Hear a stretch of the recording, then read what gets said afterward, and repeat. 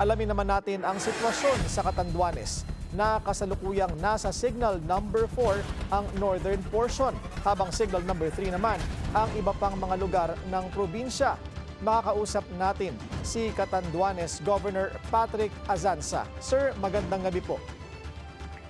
Magandang gabi po, Sir Willard, at sa lahat ng tagapakinig ng inyong istasyon po.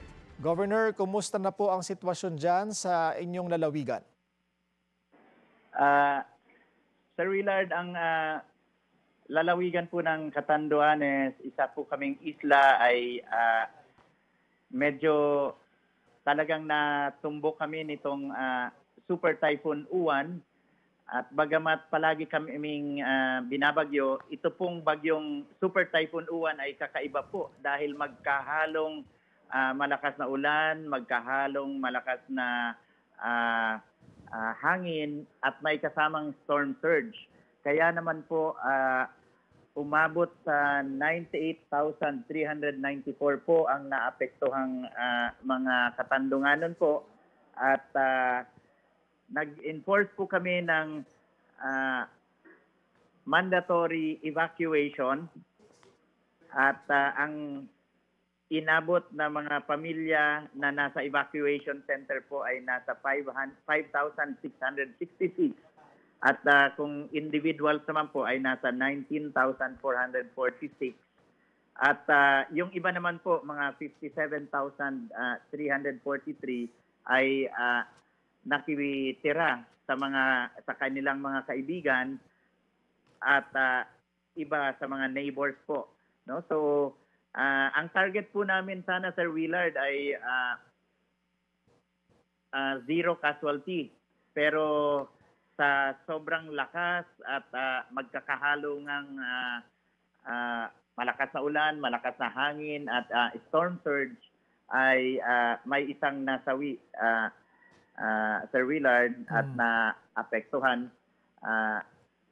sa sitwasyon. At sa ngayon ay aming inihahanda ang financial assistance sa pamilya ng nasawi. Gayon din, nakapag-prepositioning kami ng halos 20,000 na DSWD boxes. Subalit dahil nga halos 98,394 yung apektadong mga Katandunganon, humingi kami ng tulong. Nakausap ko na po si DSWD Secretary Rex Gatchalian at siya po ay sabi niya gamitin na natin yung naka-preposition lahat dito na food pack at siya ay papasyal at magdadala rin ng dagdag na mga food pack para dito. Maraming mga kabahayan ang naapektuhan, Sir Willard, dahil bumaha at nasira pa yung aming seawall sa may bandang port area sa capital town of Virac at mataas po yung storm surge. Sabi nga doon sa report ng Pag-asa na sa 3 meters, malakas ang hampas ng alon kung kaya't may nasirang seawall sa tapat mismo ng Coast Guard at maliban dito, sa sobrang taas ng alon na humahampas ay pumakabila sa mismong Imelda Boulevard kung saan ito po ay yung paboritong jogging area o promenade area ng mga namamasyal na mga senior citizens. Ito po kung inyong titignan sa kasagsagan ng Super Typhoon Uwan, ay parang naging bahagi na siya ng dagat. At siyempre, ito ay umabot din doon sa mga kabahayan sa coastal areas. Mabuti na lamang po at nag-enforce kami ng mandatory evacuation kung hindi ay marami sana ang naapektuhang buhay. At napakahalaga, doon po siguro, Sir Willard, sa dadaanan pa nitong Super Typhoon Uwan, ang advice ko po talaga sa kanila ay paghandaan nila dahil kakaiba ito. Kami na taga Catanduanes po, lagi na kaming binabagyo. pero medyo nagulat din kami dito dahil yung kasamang storm surge at saka bumababad po siya.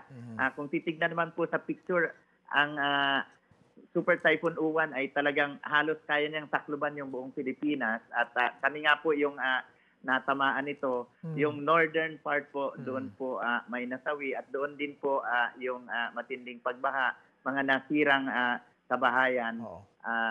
At maging dito sa capital town of Iraq, sa Gugun area po ay bumaha din.